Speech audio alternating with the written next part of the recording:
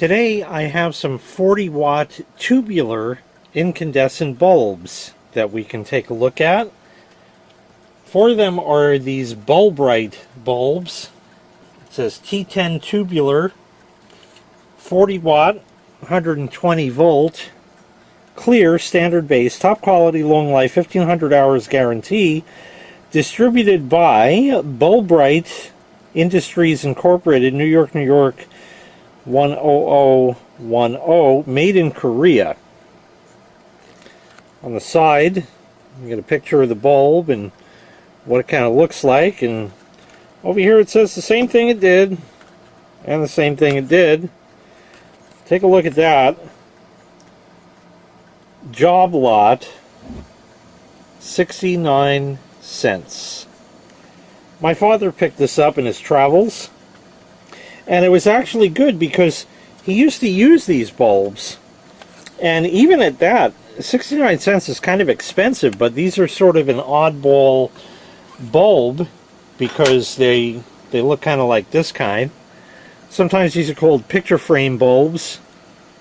Same idea. But he picked these up in his travels at a place called Job Lot, or sometimes Odd Job. I don't know. This is called Job Lot Push Cart. I don't know if that has anything to do with the current Ocean State Job Lot. We'll take this out of the box.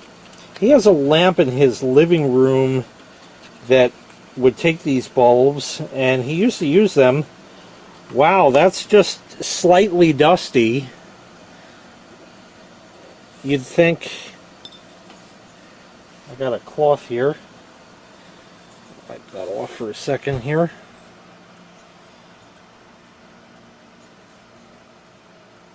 As far as why it's called an etch, because it's not etched into the glass, I have no idea. But it's there. 120 volt, 40 watt Korea. And it just doesn't say a whole bunch more about it. There's also a frosted one to go with the frosted flakes, and because I have it, we're going to use the watt meter and this doohickey that I've had forever. And because I have it, the Variac should be on, it's on 0. We'll set it to 120 or thereabouts. Close enough right there. Before we get started with that, I found one other night light. If you haven't seen the video on that, I'll put a link in the prescription. Kitty night light. It says rub-a-dub-dub, 3 men in a tub. Were the colors more vibrant back then? I would imagine so. Periwinkle blue case to it, and a red turn switch with dibblies on it. Like that. I put a bulb in it. It says gem, and it appears that might be a speck of white paint. Interestingly enough, it says 75 watt, 125 volt. That's probably supposed to be 7.5 watt. And I'm not sure what kind of screws those are. One is rusty for some reason. The other is not. If anybody knows what bit, I'll have to see if I have something to fit that, just for fun. Not that I need to take it apart. I have not seen this powered on in years. This might have been my sister's when I was a kid. I don't know. But we'll put that in. We need that on. And put that up over there and turn that on, and it works. It's got a better look. Our wattage reading is going to be off. It's just cut off on screen, 13.4 watts, and that is accounting for the Variac over there. So I guess that's kind of a dumb thing, but we can try it with and without. But we know it's just a 7-watt bulb in there. I think this was my sister's originally, I'm not sure. That's what it looks like with the lights off, and I can't say that I dislike it. I like it very much. That's awesome. I don't have any kids to pass that down to, but what a frickin' family heirloom that is. Damn. Alright, let's take a look at this bulb, and I think we'll kind of run through them, and then we'll put them on the Variac and dim them down. We do have a vampire draw of 0.5 watts for the, or 0.4 watts for the neon bulb in the plug on it. We are at 59.9 hertz. Don't worry about the power factor, that's going to change as soon as I turn this on. 122.7 volts. Usually do run a little bit hot here, and that's good. There you go. 41.8 watts, 0.333 amps, 0.99 power factor.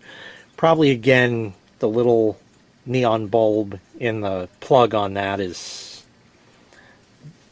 skewing the results. It did actually go to 1 for a minute there, and it's got a filament in it. Let me see if I could zoom in on that, right? Something about like that. And it's 40 watts, and it's a light globe. I'll shut the lights out later. It's not hot, so that's good. So that's a clear one. We will test all of these, so I think we'll just skip over the frosted one for a minute and go to the next clear one. Oh, price tag fell off of that. That's not a good thing. It's dusty, just like the other one. These bulbs have been sitting since probably the 1980s, would be my guess. See, if I was smart, I'd shut that off before taking the bulb out. Okay, that one works also. That's good. I think in order to save time and preserve the past, we'll simply put the price tag in the box. That'll have to be good enough. And another clear one, and then we have a couple others there. That fell off too. Well, that's good. It was a cheap schlock store, so I guess they use kind of schlocky labels.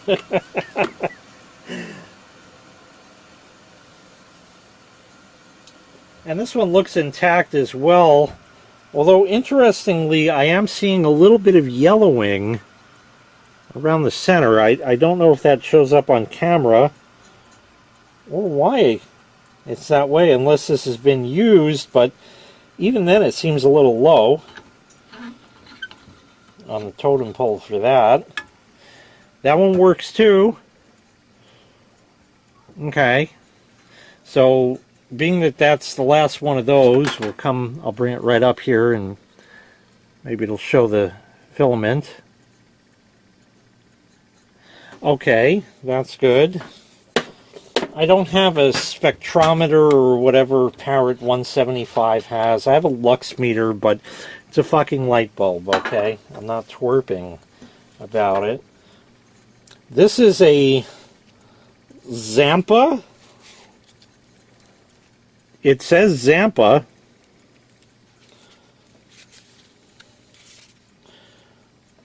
$120-volt, 40-watt candelabra. Made in Belgium. Interesting. This is Zampa Lampa. Ooh, that one's joity. Let's clean it off. You're always so doity. Well, it almost looks like the glass itself is etched. Look at the support. If you can tell, for the filament, that's really something. This does not have like a U-shaped one, it's just a straight one. Etch? What etch? It's never etched anyway. Alright, let's see if it works. The Zampa Lampa. Oh, it does! And I definitely will say that it's a little more pleasing in the straight filament, but it's also wobblier. That is really wobbly. I don't know if we can get the camera to adjust just right for that. Probably not. Let me shut the lights because I thought that was kind of interesting.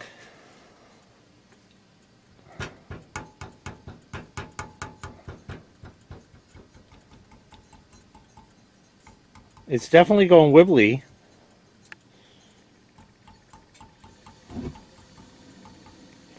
That's weird. But that's the Zampa Lampa. So we got that. And we'll take that out. Oh, did that just burn out? No. These look very delicate. Jeez. Is one of the supports broken in it? No. No, they're all there. So that goes in the Zampa Lampa box. Alright. Here's another unmarked one. It looks similar to the Zampa Lampa in the structure, so we'll call it the same. So there's that. And that one works also, and oh, that's got a wibbly filament too. Why was that a thing? Didn't it say made in Belgium? Don't knock yourself over.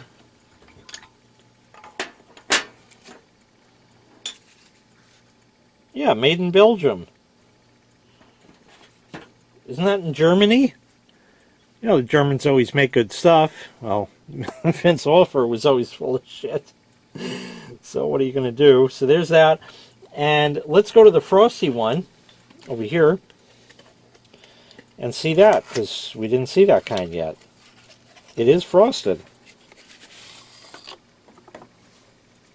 Frosted Lucky Charms. They're magically delicious. I'll wipe that one off.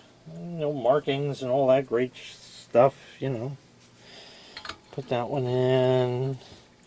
Turn it on. It works. It's much softer. You can look at this one. It is much softer. 40.2 watts. 1.0 power factor, of course, or 0.99, you know. So it's all there, sort of a U-shaped filament. This one feels like it gets hot. And as far as this guy,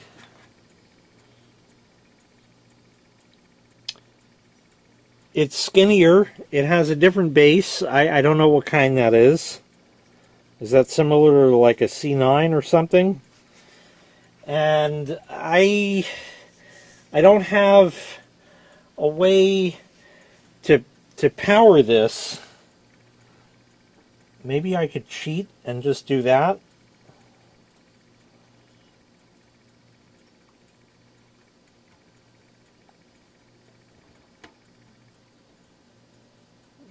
Oh yeah, there you go. So that works as well. And now we'll switch everything over to the Variac over here and test a couple of these again. Here's a one of the ones in the Bulbright ones. Put that back in and switch plugs over here, and we'll turn the lights out for that. So let's see, this gets plugged in over here. This gets plugged in over here. That's on. That's on. And there we go. Let me shut the lights.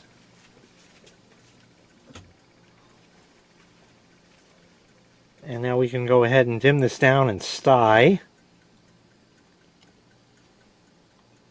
So we're down to 110. It's about 100. It's about 90. 85, 80. 75 volts. 70-ish. 65-ish. Ooh, starting to really get nice and warm. There's not enough light for me to read it, but rough guess is here should be about 55 volts. 50. 45, 40. 35. Here's 20 volts. 15. Yeah, it goes all the way down to 15. It's still lit.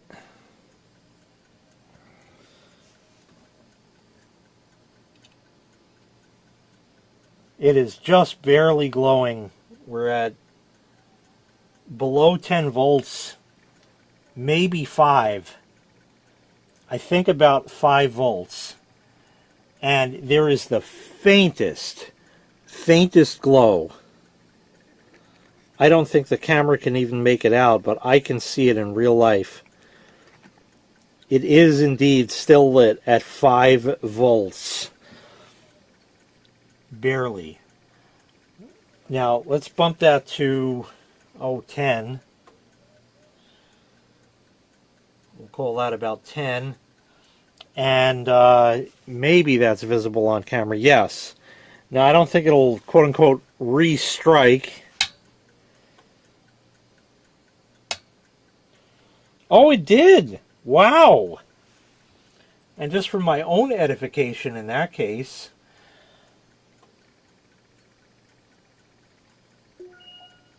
there's about 5 just barely glowing.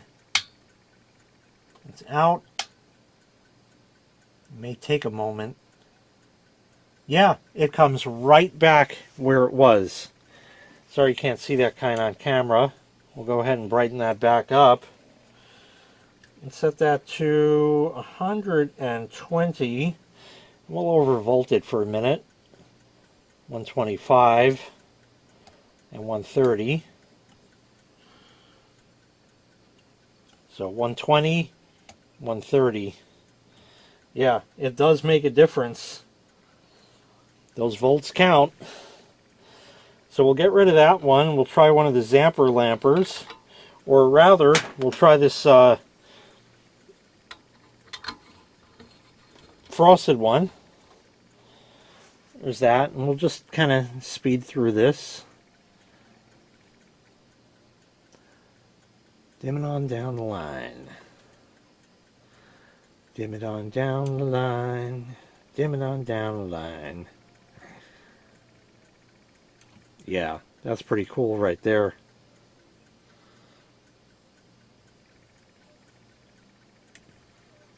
And I'm sure this will do the same thing where, yeah, we're almost at about 5 volts and it looks like it went out. Maybe because of the coating. Excuse me, because of the coating. Yeah, 5, it is. It looks like it went out. But yeah, you warm it up. I mean, it is a heating element after all. You know? There's 120 and blast to 130 and back. We're not shortening the life that much. I mean, you know. And now we'll go to the Zamper lamper.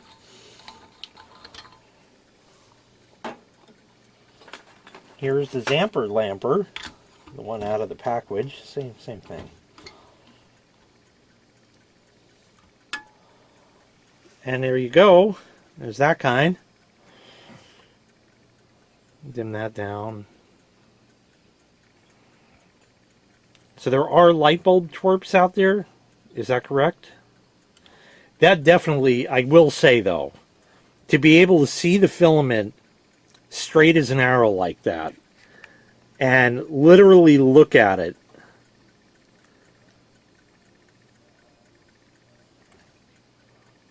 directly is pretty cool.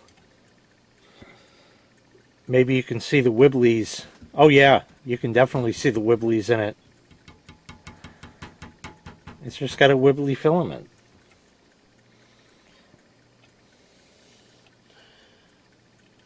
Down through about 10. And just the barest glowing wire at practically 5. I think that's 5. It is still just barely lit. I can't see it anymore with whatever light is in here, but yeah. That is pretty cool. To just see that filament just barely like that. So that's nifty. Back up to our 120. Yeah. So those are tubular light bulbs.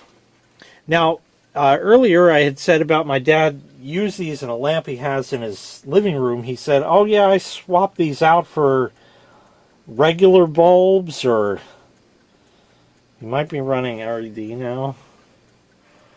Yeah.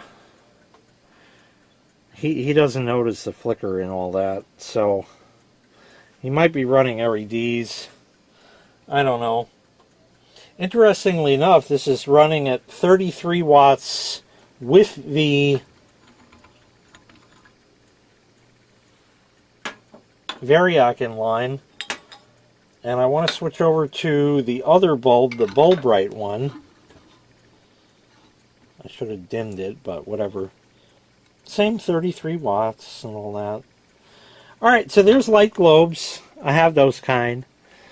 And they'll work anywhere you want a 40 watt bulb.